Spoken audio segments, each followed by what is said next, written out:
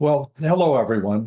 For those of you who might not know me, I'm Congressman Bill Foster. I'm proud to represent the 11th Congressional District of Illinois in the House of Representatives of the United States. And I want to thank everyone for joining today as we celebrate Women's History Month, a time to recognize the sacrifices and achievements of America's female leaders and their efforts to move our country forward, often against incredible odds.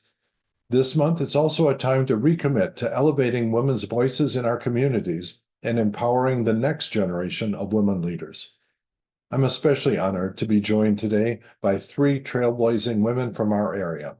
We have, first, Dr. Susana Rivera Mills, the 14th president of Aurora University and the first Latina to hold the position since the institution's founding in 1893. Dr. Rivera Mills brings over 25 years of higher education experience, having served as numerous leadership roles. She's particularly passionate about developing future leaders who are innovative, courageous, and visionary. We're also joined by Saili Joshi, who's the director of Naperville Neighbors United, the director of strategic expansion for Verizon, an AI company. For over a decade, she chaired the Parent Diversity Advisory Council for Indian Prairie School District 204, representing over 28,000 children and families.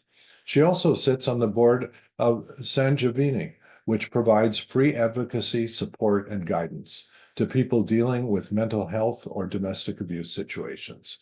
And finally, we're joined by Kelly Shemeka, who serves as the Director of Office of Special Projects for the 22nd Judicial Circuit Specialty Courts and has worked with specialty courts for the last 7 years.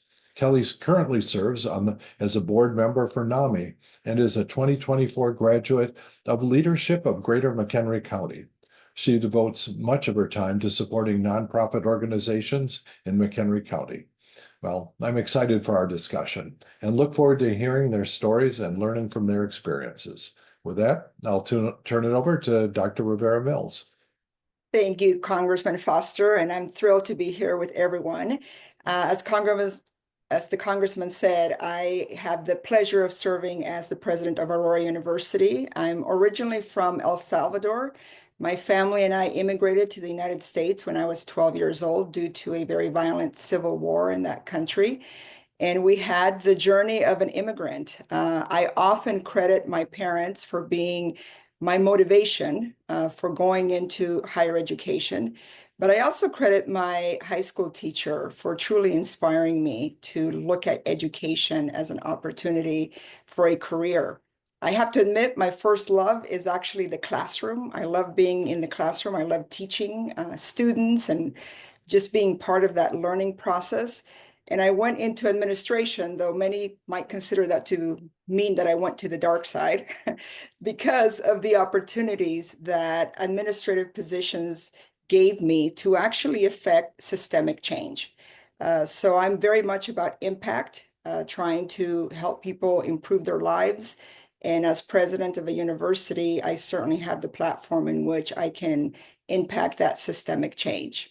So with that, let me hand it over to my colleague Saili so that she can introduce herself. Thank you so much. Thank you, Congressman Foster, for the invitation. It's wonderful to be here with you and these two very accomplished women besides me. My name is Saili Joshi, and I've had the pleasure of living in Naperville for over 30 years now. I came here also as an immigrant, a similar story that my parents came from India to Pittsburgh, where my father was a cardiologist there. And then later, when I came to college, I attended Northwestern University, got my bachelor's there, and then went on to University of Pittsburgh School of Law, and then moved back here to the Chicago area. With Naperville Neighbors United, it is an organization that I'm very passionate about. I've always looked for opportunities ever since I would say middle school to be a part of a community, whether it's a nonprofit. I remember doing the March of Dimes walks and organizing them for my middle school friends and into high school. And then during college, got involved in different organizations. And then when I came here, it is such a wonderful community, but we know that there's there's a lot of work to be done as well. So I got involved in the schools when my children were young, especially on issues of educational equity and making sure that every child has the opportunity to reach their fullest potential. And then now kind of doing that work on a city level where we are trying to build a stronger, healthier community by fostering education, celebration, and meaningful connections. We know that when our community is isolated or disconnected, it can negatively impact their well-being as well. So we encourage residents to get to know their neighbors, step outside of their comfort zones, and embrace opportunities to learn and grow together. This has been a fabric of my existence, from my grandfather, who was a freedom fighter in India, to my parents who came here as immigrants and got involved in our school system and shared our culture with our friends and family as well, and to now raising my two boys here and continuing the work here in Naperville area. So thank you. And now I'd like to introduce Kelly. Hello. Again, Congressman Foster, thank you for having all of us here today. What an honor to share this moment with other women.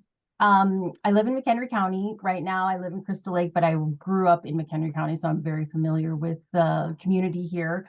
In my adult life, I did travel around and experience some other states that I lived in, and I will say my career path wasn't very linear. And I was always envious of people who knew what they wanted to do from the moment they were in school. Like, oh, I'm going to be a lawyer, I'm going to be a doctor, and I'm going to take that path. And I just never really knew where my path was going to take me.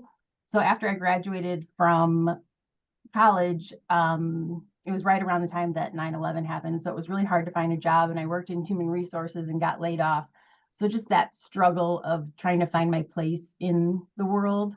And I ended up being a 911 dispatcher. And I did that for several years for McHenry County. And then I went into insurance. And along the way, I was kind of figuring out where to go, what to do. And when I was in Colorado, I had a counselor that I was working with, and she really inspired me to want to help other people. I think I always had that drive to help others because my degree was in sociology, and I wanted to take it a step further. So in my 30s, I got my master's in clinical mental health counseling, and I did my internship with the Salvation Army. And I really realized that that underserved, underrepresented population resonated with me. And when I was looking for a job in counseling, I applied to the DUI court that was just starting in McHenry County and got that position. And working in the courts, I realized this is really where I was meant to be. And working in the courts as a clinician, getting to know the clients and the programs and the procedures, when the opportunity came up for me to apply for the director, I felt like my nonlinear path really led me to have the skills and ability for that position. And I realized how important it was to connect community providers with the specialty courts and everybody working in collaboration for the same ultimate goal. So here I am, and I think Congressman Foster is ready to ask us some questions. Yeah, absolutely. And that since it's a Women's History Month, I think the first question very appropriately is, what women in history inspire you the most? And let's see, should we start with Saley? Sure.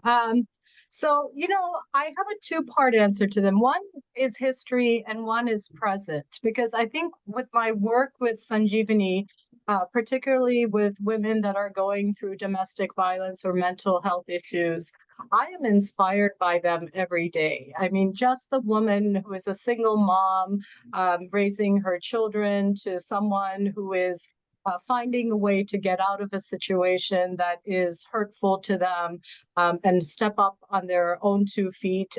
It takes a lot of courage. It takes a lot of strength.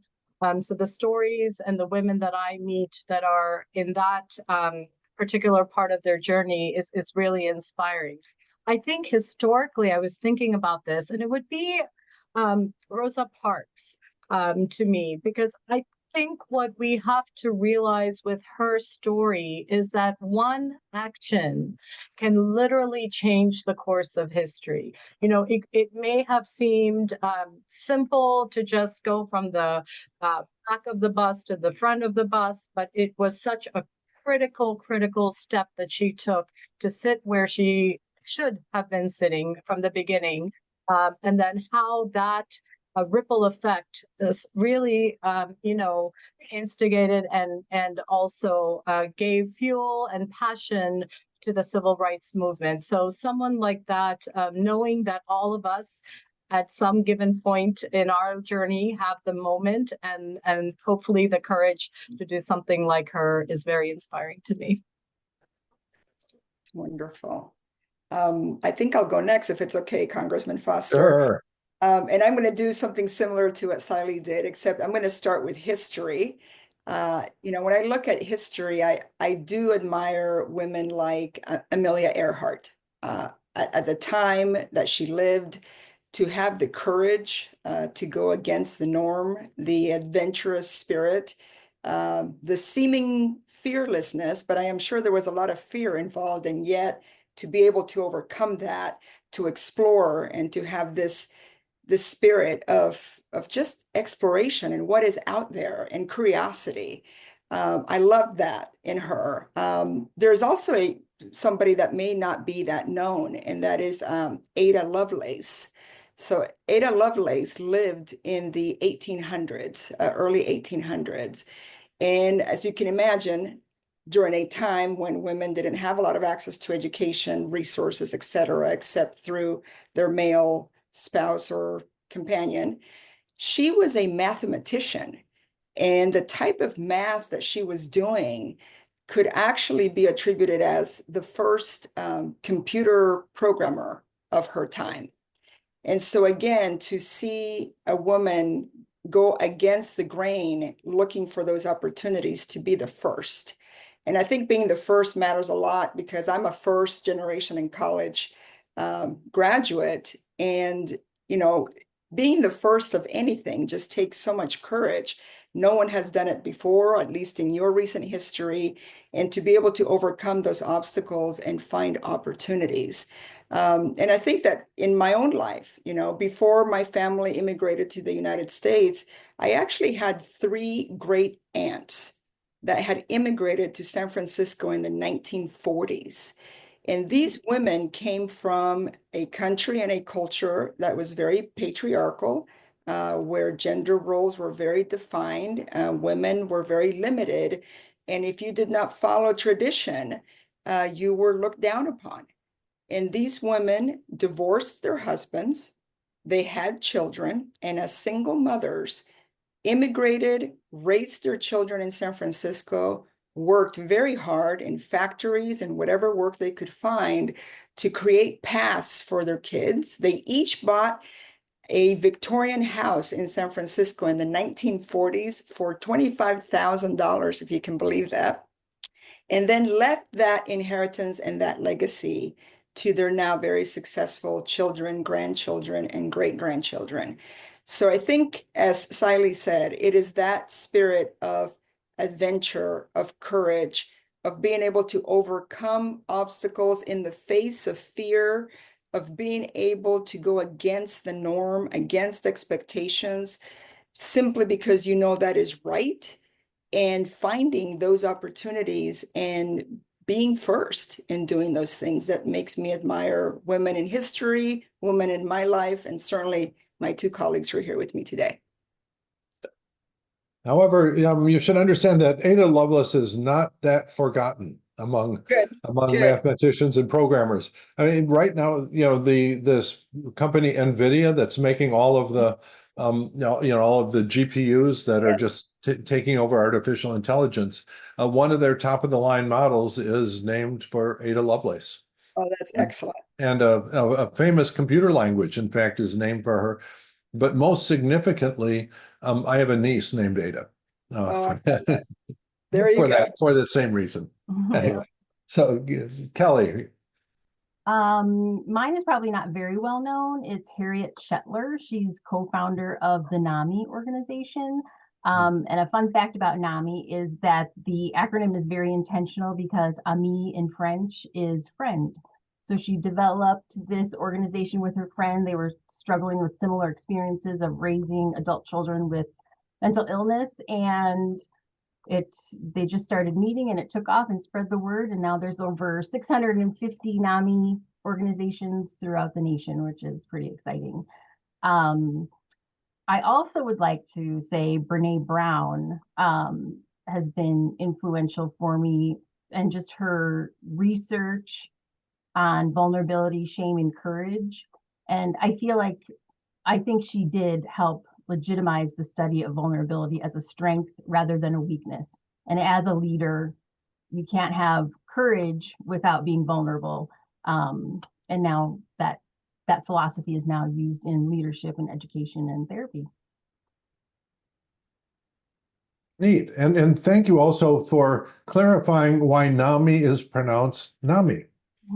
Yeah. Because it could be NAMI, it could be NAMI, and whenever I visit there very often, and sometimes I'm called upon to give speeches, and I've always been, okay, are we certain that it's pronounced NAMI? But I went to second grade in France, so I know well the I'm meaning glad I of could it. clarify that for you. That's great. And Kelly, I have to just show you this. Oh, I haven't read that one yet. One of Brene Brown's books, which I'm actually reading now. So yes. Awesome. I'll have to pick that one up. Okay, and so the next question, and maybe we'll start with Kelly this time. And what advice would you give your younger self? I feel like this is a tough question because I think most people are like, well, I would change this or that, but I wouldn't necessarily change anything because then I might not have ended up where I am today with what I have. I would say,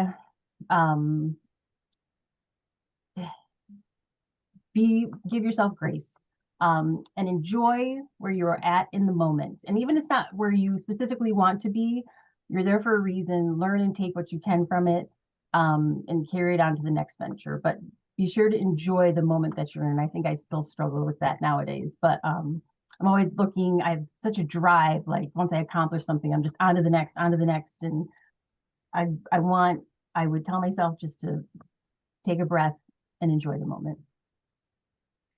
Wow. And okay, I will bear that in mind when I'm trying to enjoy serving in the United States Congress these days. Oh, Saley, you want to have a... Yeah, sure. I mean, I think I would start by telling myself that meaningful change takes time. When you're young, you want everything to be done quickly, and you want to see results and, the ROI on the work that you're doing. But when you're really working, particularly in the community and by changing minds of people and allowing them to have that growth mindset, it takes time, and it's more about than it is necessarily about perfection. You have to keep at the work. You have to look at the different angles where you can talk to people.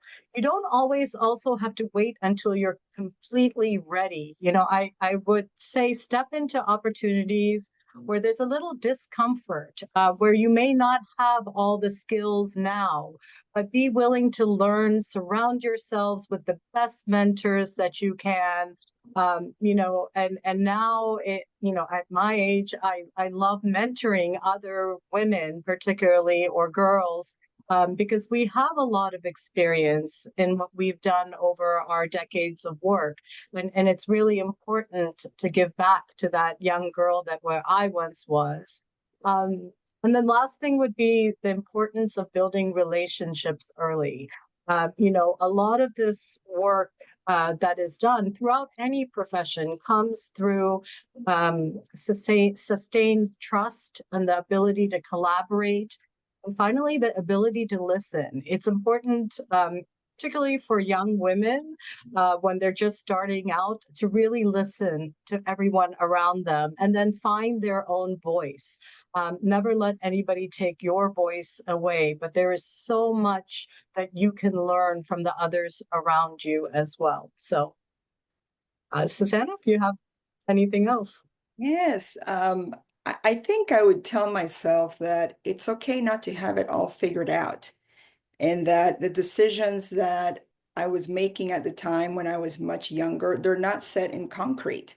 They may not work out. You can adapt, you can adjust.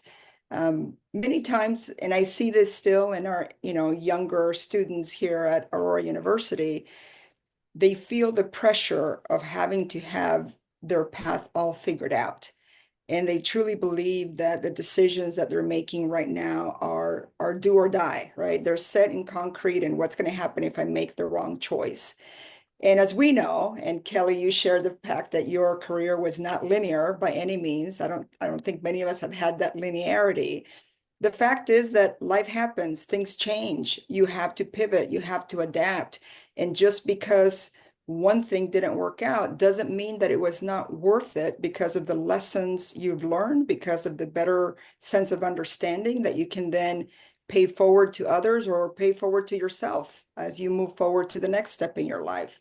So I think just having someone tell me it's okay if you don't know, it's okay if you don't have it figured out, and it's okay if this decision turns out not to be what you think it is, and you have to change. Yeah, thank you. And I really see that in Congress. Some of the emerging heroines in Congress are people like Abigail Spanberger, at least Slotkin, who's now a senator. Abigail Spanberger is the governor of Virginia, and so they came into Congress with a complete change of career. They were both CIA analysts and had been doing that. Decided to raise a family, and then decided, okay, there are enough things they were unhappy about that they made a third career change and came into Congress and have just they're like shooting stars going through public life. And you really see the advantage of not being afraid to change careers and change directions, because I'm sure they could have done a lot of good for the United States if they'd just stayed being CIA analysts. But when they decide that they're going to go and enter public office, you just see, makes you proud. So here's the next question. We all know that burnout is a significant problem in our culture, and it's especially among women. So what do you do to help prevent burnout? So I'll jump in that, because I was thinking about, what is it that keeps us going, right? When things get very tough, when things get challenging. I try to do something every day that helps me refresh myself in terms of mind, body, spirit, heart. And sometimes it's something as easy as making sure that I go for a walk outdoors. That for me tends to take care of all things. And it just gives you a perspective to be outside, to walk. It doesn't have to be, some people love to run. I'm not a runner, but I do enjoy the walking piece. I also think that connecting with people, it is said that the higher you ascend as a leader, the lonelier it gets. And it's been true for me. I think that your circle of people that you truly trust and people who know you without the title gets smaller and smaller. And so it does feel a bit lonely at times. And who can you talk to? Who can you trust? Who can you confide in when you know that the first thing that enters the room when you enter the room is your title or your position, and not necessarily who you are? So I have found that I truly cherish those few people that knew me when I wasn't president, that can still hang out with me and tease me and laugh with me and be authentic and be genuine. And those are the people that I count on to keep me grounded and keep me honest. And they're the ones that are going to say, hey, that doesn't sound like a good idea. They're the ones whose opinion I can truly trust. So for me, it's a combination of being outdoors, being really grounded in the friendships and the relationships that keep you authentic and true, and making sure that you do that every day, that you do not, you have to be as ruthless about that time for yourself as you would be, as I would be if I had an appointment with Congressman Foster, right? I would, something that I would Well, I absolutely, hope I'm not that intimidating. no, you're not. But something that you would be faithful to and you wouldn't easily cancel. You have to make that appointment on your calendar for yourself, because as women particularly, we tend to give everybody else the space and move ourselves down or off the calendar altogether. And that's not healthy. I believe that if we take care of ourselves, it actually makes us better people, better leaders. We show up better for everybody else. So that's what I try to do every day. Yeah. So when you were describing, your old friends that can still give you a hard time, I was thinking that Hillary Clinton, when she was serving as a senator, would have pajama parties with her old high school friends and describe how they would just tease her mercilessly. Yes, yes, exactly. Keeps your Yeah, head on I straight. think Um, I think you covered most of what all of us need to do. It's really recognizing limits and then honoring them. And that honoring part or scheduling it. I'll join you for a walk anytime. Walking is also something that I love to do. Sometimes listening to a book while I'm walking is also a great way. I always have multiple books in every desk or table, bedside table that I have. So reading really relaxes me. I think also knowing that your work matters, but you cannot do it all alone. I think we put a lot of responsibility on ourselves in whatever profession we're in, and that we need other people, we need colleagues, we need trusted friends that we can talk to. That's really important, to surround yourself with a tribe. And like you said, a tribe that's not going to be afraid to say, you need to pivot, or here's something you knew that you can do. And that ability, once you listen to them, once you incorporate it, that trust only grows stronger between you and your close friends. So that is really important to have. And then my two now somewhat adult sons, I think there's nothing like a child telling a parent the truth.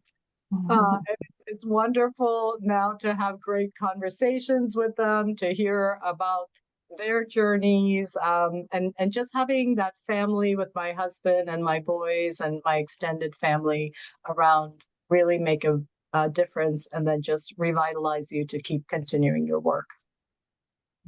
True. And I think, yes, I 100% agree. Community is key. And one of the nice things about my position is I work with a team. So I have a team that surrounds me and can give me feedback, and we laugh together, we cry together. And I think that is important, so that I'm not isolated in my position.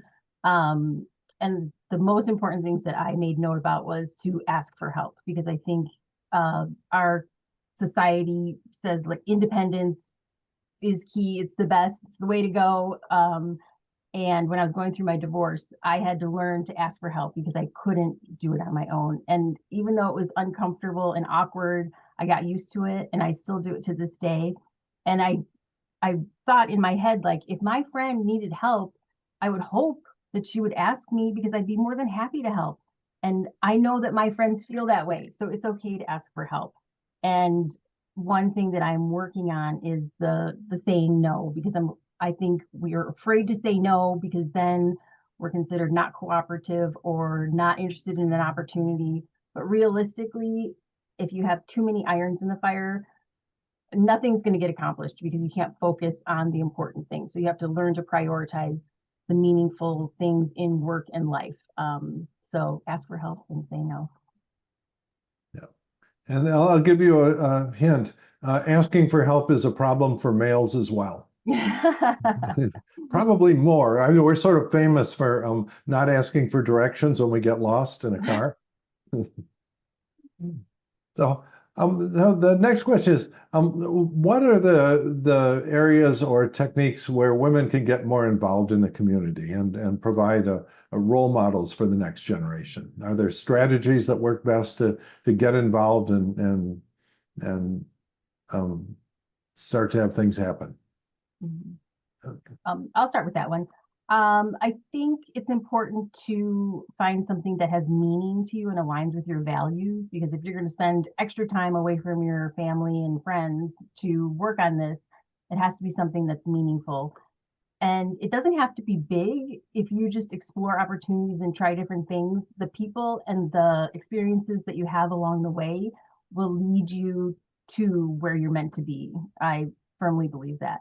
And even if it's something like in your comfort zone, I recently just started volunteering back at my high school, just to give perspective to students what job opportunities out there, educating them on the specialty courts, because most people probably don't know about us unless you're in the criminal justice system. So it can be something from your past where you just give back, or something in the community that you're like, oh, that really resonates with me. I'm going to give that a try. I love Mhm. that. Yeah, I think community service is so critical. First of all, I couldn't agree more with you, Kelly, when you say find the things that you're passionate about. And undoubtedly, there will be many opportunities within your community that you can consider. Besides the fact that you're giving back to the community, my experience has been, I mean, throughout my career, many of the skills that I now apply to being president of a university came from those volunteer opportunities. You know, many times, and I hate to say this, but let's just be honest, we're still in a society where women who are in many organizations are overlooked for promotions, they're overlooked for certain opportunities that others are receiving. And so whenever, I was really interested in fiscal planning, I was interested in budgets, I was interested in finding out, how does that work at a higher level? I was not necessarily given that opportunity within the path that I was focused on. However, I joined many boards across the community and served as treasurer for those boards. Learned all about spreadsheets and how they did their fiscal management and how to steward organizations financially. And those types of opportunities have really allowed me to have a broader, more sophisticated understanding of finances for large organizations, which to this day I'm applying.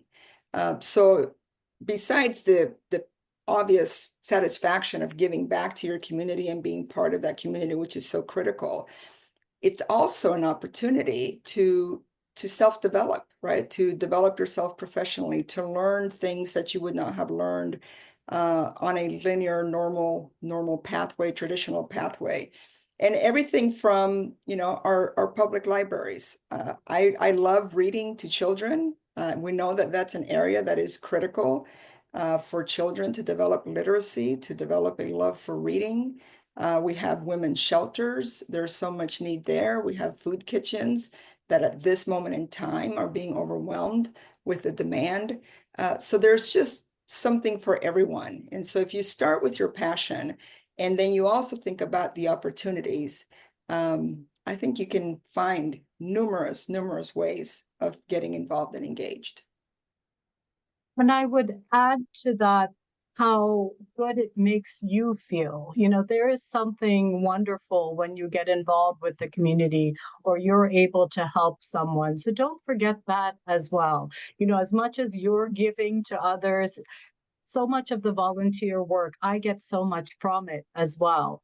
It is a sense of accomplishment, very different sometimes from what your day job may be. But it is equally important to have those experiences. And like Kelly said, you don't have to start big. Just pay attention to what's happening around you, whether it's just through your neighbors and helping them out if you know that somebody is not well and needs a ride to a doctor's appointment, or volunteering at a discussion, just coming in and meeting someone new at the museums. In Naperville, we have Naper Settlement, we have our libraries, we have our park districts. There's so many opportunities to get involved in all the various nonprofits that are having events. And I'll gladly plug Naperville Neighbors United here. We are really about bringing our community together, having courageous conversations where we need everyone to come out and share their lived experiences, their values, and how they can help others really feel like they belong in our community. Yeah. And, there's this fascinating emerging science of happiness science, Yeah. where you just say, okay, let's just scientifically study what makes people happy. And it is actually scientifically true that doing a favor for someone actually makes you happier longer than receiving a favor from someone. And it's really interesting, as a scientist, I think about that from sort of a tribal point of view. And that when you do a favor for someone, you're putting political capital into the bank with your tribe, so that if you ever break your leg or you need their help, they will be returning the favor. And so it makes you, we're programmed so that doing a favor and doing good for someone else is something where it's in our bones. So. And That's Congressman, I think this goes hand in hand with the previous question about how do you prevent burnout? Well, this is actually one of the ways that you can prevent burnout because of exactly what you just said, through community service, through volunteerism. Thank you. And now, of course, I have to get around to, what are the policies or legislative initiatives that we can pursue in Congress or at the local government level that will really make a difference and make it easier for the next generations of women heroines to emerge. So I'll go ahead and take a stab at this one because I'm very passionate about helping people find opportunities for upward mobility. And let me just make sure that we're speaking the same language by defining what I think upward mobility is. In upward mobility, my goal is to ensure that the lives that I'm impacting or influencing have that opportunity from generation to generation to actually have better socioeconomic standing, better social capital, better opportunities. And I think it's my expectation that with each generation, we would just be better and we would make our systems better by putting wonderful people out there. That's my philosophy just around education in general as one of those levers for upward mobility. So I'm very interested in policies that can eliminate barriers to the opportunities that people would need in order to have that upward mobility access. So everything from housing, okay? We know that housing in Illinois is very expensive. We know that that's kind of the trend that we're seeing across the nation. How can we deal with housing in a way that is much more accessible for different people in different socioeconomic categories? The other thing that, of course, you will hear from me is anything related to financial aid so that students can have access to education. It is critical that we continue to support loans that are subsidized by the government at fixed rates so that people are not taken advantage of when they go to private loaning companies. But also Pell eligible for low-income students is critical that we continue to do that. MAPS here in Illinois, just incredible opportunity for people to be able to continue their education. And then the other lever, as you know, is healthcare. People need to have access to health, to wellness, to preventative care, because if you don't have that, then you definitely cannot access the other opportunities that are out there for you. And the last thing I will mention that is of great concern to me as I see it play out in education in our society is, are there policies about emerging technology, about AI that we need to pay attention to? Lessons learned from when the internet came out, lessons learned from when we went into mobile devices, smartphones, et cetera, that we should not repeat with AI. And should we not be thinking about that, particularly with our youth, as we think about the next generation? All right. When you figure all that out, please let me know. Because yeah, Kelly? I would really like to see the mental health policies align with the needs of the community. Mental health is near and dear to my heart. And from my perspective, and this might be offensive to some, I feel like we have prioritized individuals' civil rights over their well-being.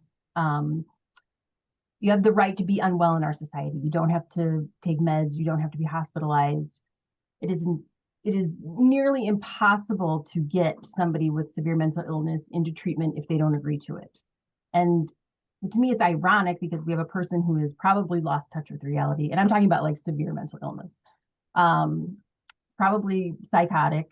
And we're expecting them to make rational choices regarding their well-being.